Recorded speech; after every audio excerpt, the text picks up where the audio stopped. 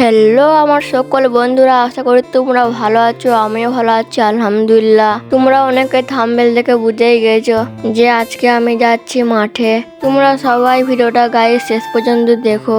আমি কিন্তু মাঠে একা আসছি না, আমার সাথে আর একজন আছে। আর মাঠ মানেই কাদা, নামার মাত্রই আমার হুটো পর্যন্ত ঢুকে গেল।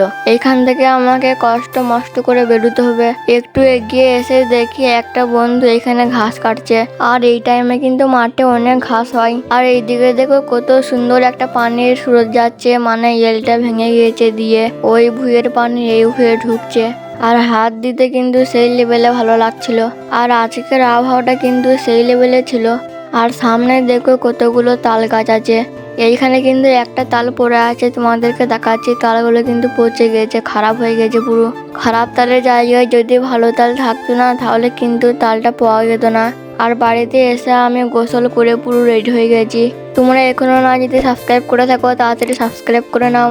আর সারিয়াকে দেখো ওই প্লাস্টিকের ফুলটা নিয়ে খেলা করছে। আমার ভিডিওতেই প্রথমবার সারিয়াকে দেখালাম। আর সারিয়া আমার হচ্ছে চাচাইতো বোন। মোবাইলটা লিবার জন্য কেমন করছে দেখো ঘাটি।